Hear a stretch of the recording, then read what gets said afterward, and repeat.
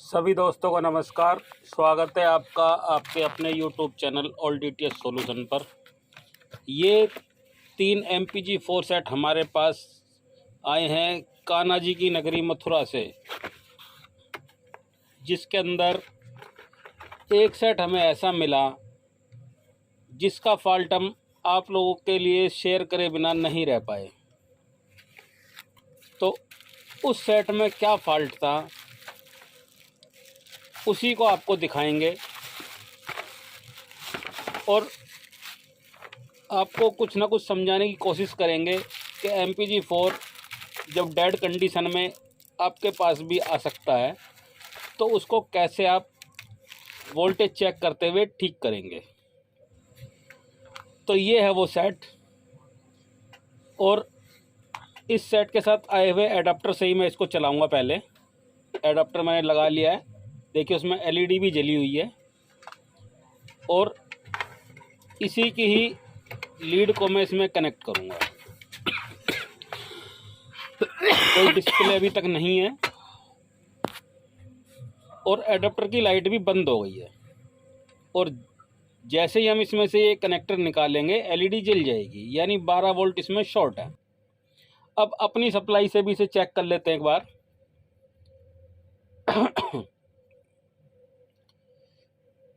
ये हम अपनी सप्लाई का इसमें कनेक्टर लगाएंगे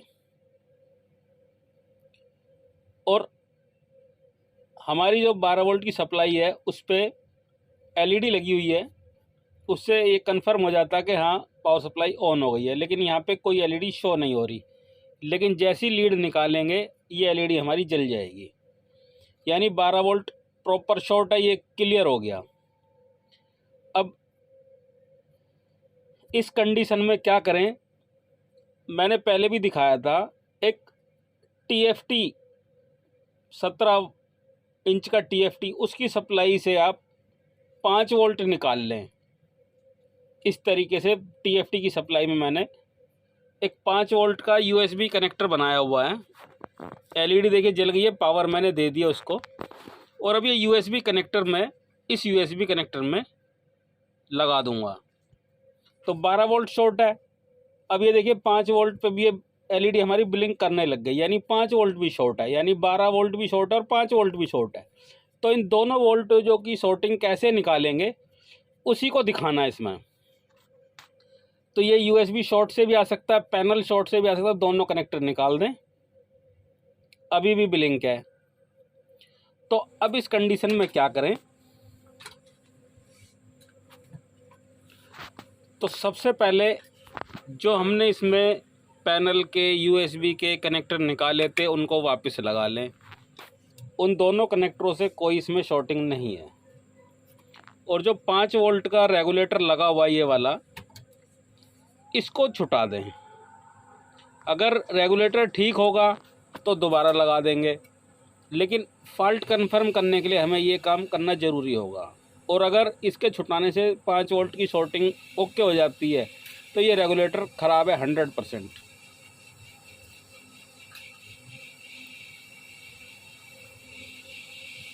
इतनी बारीकी से आपको कोई नहीं सिखाएगा भाई, आप सबसे रिक्वेस्ट है सीख लें।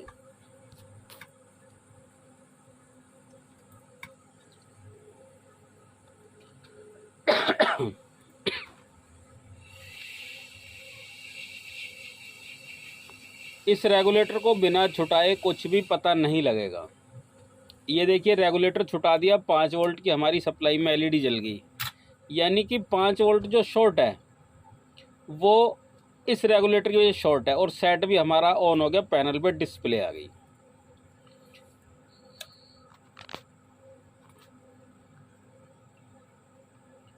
अब ये 12 वोल्ट की लीड लगी हुई है, तो इसमें हम 12 वोल्ट की शॉर्टिंग भी देखेंगे कि 12 वोल्ट भी ओके हुई है नहीं हुई है। 5 वोल्ट ओके हो गई है तो 12 वोल्ट भी कंफर्म ज़रूरी है। सप्लाई में अभी हमारी कोई LED नहीं जल रही है, क्योंकि अभी सप्लाई मैंने ऑन नहीं की है। तो सप्लाई ऑन करके आपको दिखाता हूँ। सप्लाई ऑन हो गई है, और ये जैसे ही लीड लगी वैसे ही LED बंद हो गई, यानी 12 वोल्ट भी शॉर्ट है अभी। अब इस 12 वोल्ट की शॉर्टिंग भी निकालना ज़रूरी है, तभी आगे सारे फंक्शन इसमें वर्क करेंगे।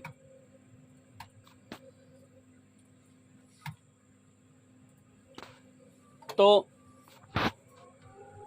इस कंडीशन में हमें क्या करना होता है, ये 8035 आईसी लगा हुआ है जो एलएमबी को वोल्टेज रेगुलेट करता है, बूस्ट करता है। इसका सर्किट मैं वीडियो के एंड में दे दूंगा, लेकिन उससे पहले आपको सारा कुछ बता दूंगा इसके बारे में क्या है। इस आईसी का पिन आउट जो होता है वो इसमें 9 पिन होती हैं, जबकि सबको पता 8 पिन का आईसी है, लेकिन 9 पिन है। अब 12 वोल्ट पहले चेक कर लेते हैं, ये बातें हो जाएंगी बाद में, पूरा बता के जाऊंगा इस आईसी के बारे में भी। अभी भी 12 वोल्ट इसमें शॉर्ट आ रही है। तो अब क्या करेंगे, मीटर को बजर पे लगा के इसके पीएफ वगैरह चेक करेंगे। जहाँ जहाँ 12 वोल्ट जाती है वहाँ शॉर्टिंग है या नहीं है, ये हमें देखना है।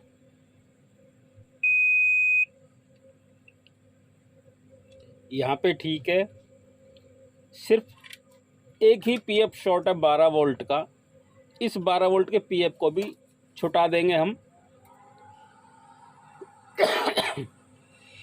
और किसी दूसरे कार्ड से इसमें ये पीएफ लगा देंगे। ये पीएफ है, इसका नंबर है 220 NF यानी 224 पीएफ। साइज़ थोड़ा बड़ा है इसका। ये MP4 के किसी भी MP4 के कार्ड में जो बड़े साइज का पीएफ होगा वो 224 ही होता है, उसमें से निकाल के लगा दें। अब ये पीएफ हमने निकाल लिया है। अब इस पीएफ को मीटर से भी चेक करते हैं। देखिए पीएफ ही शॉर्ट है, यानी हमारी एक तो 5 वोल्ट की रेगुलेटर ख़राब और ये पीएफ ख़राब। 5 वोल्ट की रेगुलेटर से 5 वोल्ट शॉर्ट और इस पीएफ से 12 वोल्ट शॉर्ट। तो पीएफ पहले हम इसमें लगा लेते हैं, उसके बाद इसी से उतारा हुआ जो 8035 उतारा था उसको दोबारा लगाएंगे।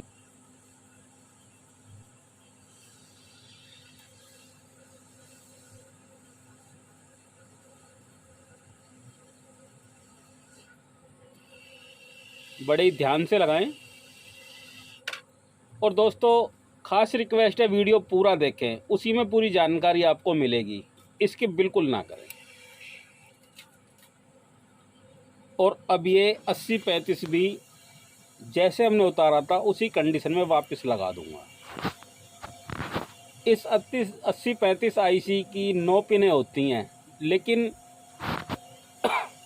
इसको 8 पिन के नाम से जाना जाता है ज़्यादातर, क्योंकि जो नीचे हीटसिंक में 9 नंबर पिन है उसको कोई नहीं, उस पर ध्यान किसी का नहीं जाता, जबकि उसका सबसे मेन काम है। अब 12 वोल्ट की सप्लाई इसमें चेक कर लेते हैं कि शॉर्टिंग है नहीं है।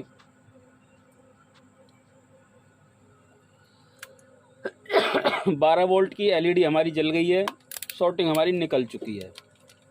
अब बिना 5 वोल्ट दिए कार्ड ऑन नहीं होगा, तो 5 वोल्ट हम यूएसबी से देंगे और फिर देखते हैं वर्क करेगा नहीं करेगा, या वोल्टेज कहीं आएगी या नहीं आएगी।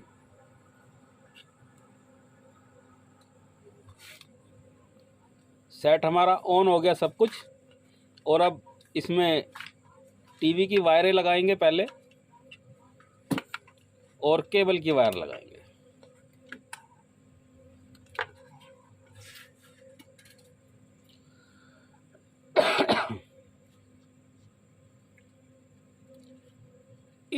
जब इस तरीके से सेट चेक हो जाएगा, पूरी तरह एलएमबी पे वोल्टेज आ जाएगी 8035 से, फिर हम लास्ट में इसमें 5 वोल्ट का रेगुलेटर लगा देंगे, तो फिर हमें कोई दिक्कत इसमें नहीं होगी।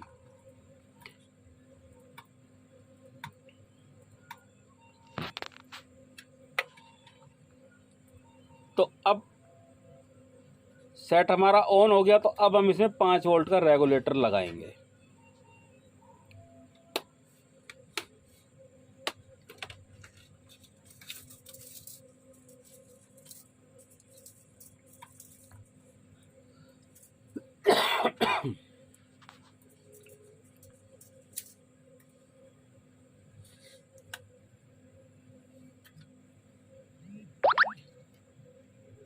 इस 5 वोल्ट के रेगुलेटर में उल्टा सीधा पूरा दिया होता है, उसको बड़े ध्यान से जिस डायरेक्शन में वो है उसी डायरेक्शन में उसे लगाएं।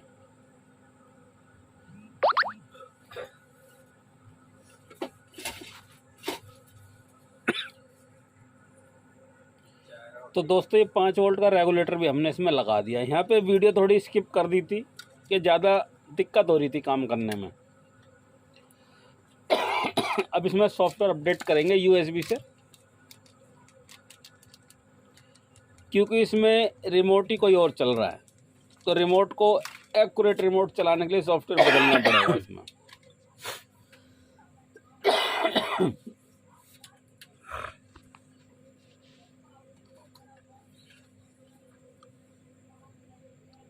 तो दोस्तों LMB पे वोल्टेज हमारी आ गई है, 80-35 ओके वर्क कर रही है। और अब मैं टीवी की तरफ कैमरा करके दिखा दूँ सॉफ्टवेयर अपडेट होते हुए।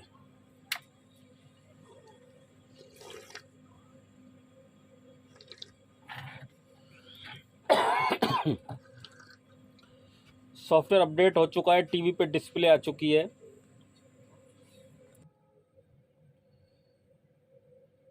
तो दोस्तों ये डबल शॉर्टिंग के फॉल्ट को आप इस तरीके से भी निकाल सकते हैं। अगर इस PF की वजह से 12 वोल्ट की शॉर्टिंग नहीं निकलती तो हमें 80-35 बदलना पड़ता, क्योंकि 12 वोल्ट वहाँ से शॉर्ट होती है। अब 80-35 का सर्किट है वो मैं आपको दिखा देता हूँ। ये सेट तो ओके हो गया। और अब इस कार्ड की वोल्टेज एक्सप्लेन कर देते हैं थोड़ा सा, ध्यान से देख लें। ये 5 वोल्ट का रेगुलेटर है, इसके इस तरफ लेफ़्ट साइड में जो बीच वाला पिन होता है उस पर 12 वोल्ट आती है, और जो कोने वाला इससे 5 वोल्ट आउट होके इस कॉइल के ज़रिए इधर आ जाती है। मैं चेक करा देता हूँ। अभी सप्लाई बंद है।